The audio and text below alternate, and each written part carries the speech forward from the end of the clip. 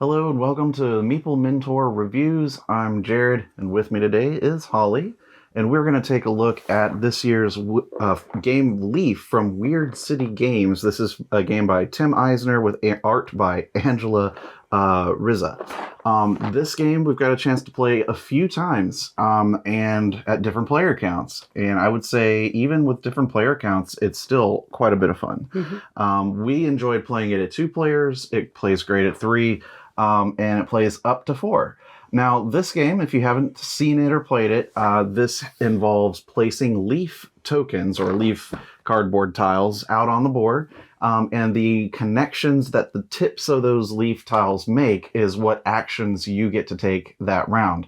Additionally, if you have 3 sun tokens, you can spend those and advance the turn marker, which it's more not really turn, but it's like progressing the seasons, mm-hmm. right? And then after every so often, it crosses a barrier or a threshold where there's another round of scoring, if you will, where you get to collect some animal cards that you've already gathered and hibernate them.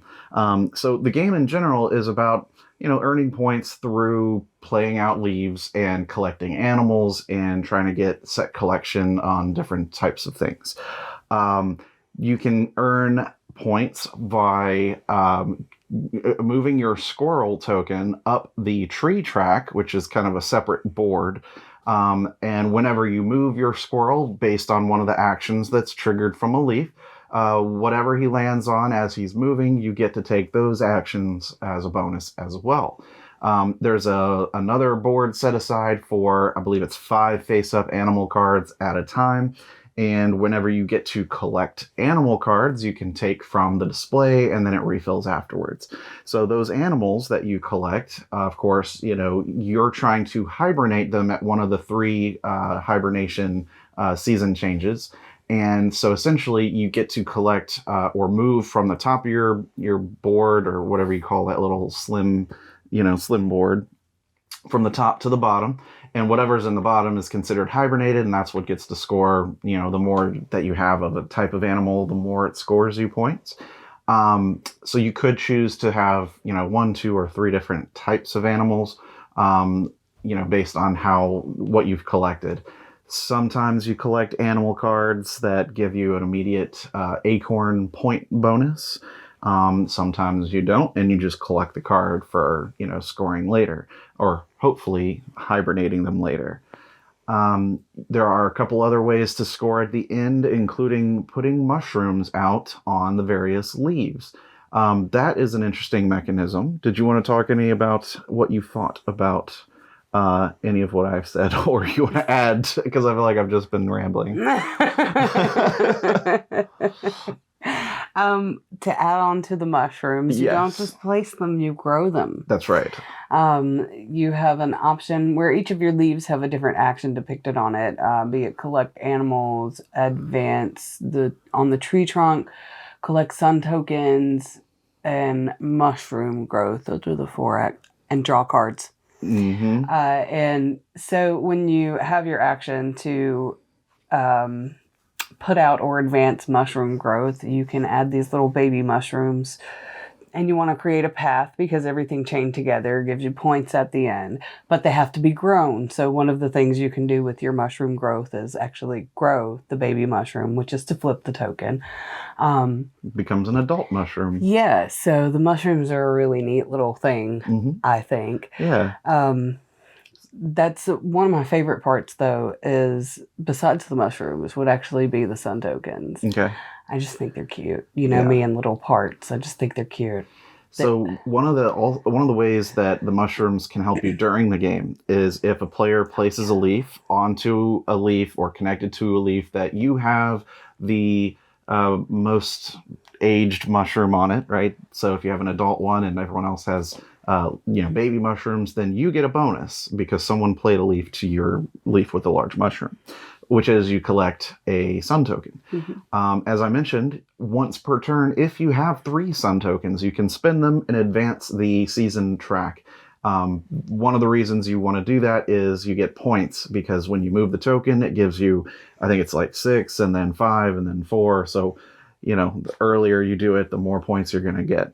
And of course, once eventually it gets to the end of the track, that's the end of the game.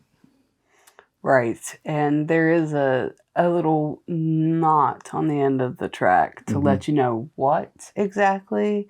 It's not that there's another turn. It's that if on the final turn, because you play equal turns, but if on the final turn you still want to spend your 3 sun tokens, you can. It just doesn't advance. It just instead shows you how many points that you'll get.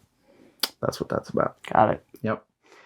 Obviously, I didn't pay too much attention to that. It's a minor, part of the game, just so that you're not hosed on your final turn. If the round ended and you saved up some sun tokens, you still get points. You just won't advance the track, which isn't a big deal.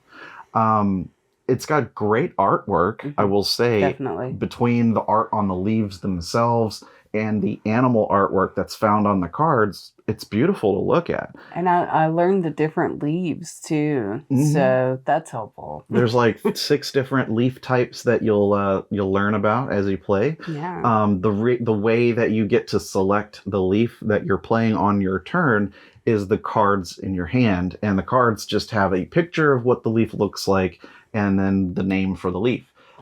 So, there's a board of 6 stacks of leaves of the different kinds of leaves, and each stack has different colors that correspond to different actions as well. So you never know what's going to be next on top until someone's taken that and seeing what's below. Now, each different leaf type has different number of points on it and different shapes that might make it easier or harder to actually connect to other leaf points on the table. And again, the more points you connect to, the more actions you get to take on a turn. So you do want to maximize the number of points that you can sort of connect to when you play it on the table. I think one thing that looks really cool and that I like is we're collectively growing this huge, forest floor of leaves with little mushrooms on top of those leaves.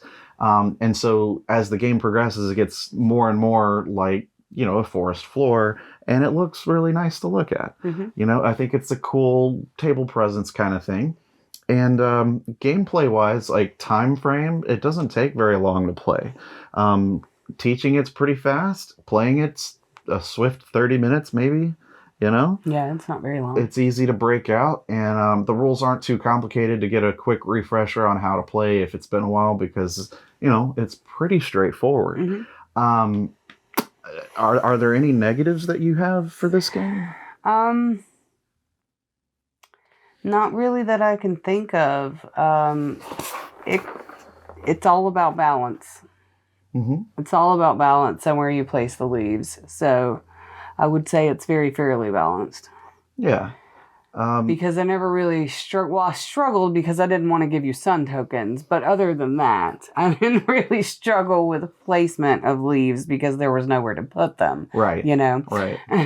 Yeah, there's always some place to put the leaves. It's just a matter of how efficient is it going to be, and are they the actions that you want to take that particular turn. Since you have to have a card in your hand at the start of your turn to play a leaf, if you start your turn without any cards, you're going to take a penalty of -3 points and then draw 2 cards and play 1.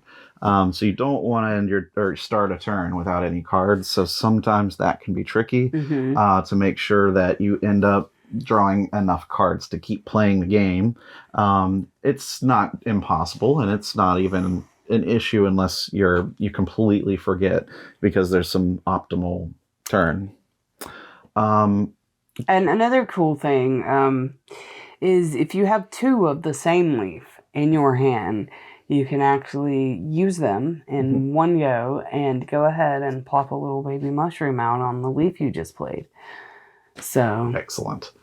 Good point. So yeah, if you do have the same card, you can spend it to give it like a leaf boost and immediately plant or place or grow one of your baby mushrooms on it. So it's an easier, faster way. It would be placed because it has to go on the one that you're playing. Yeah, so you wouldn't have one there that you could grow. So. Right, but is it being placed or is it being grown?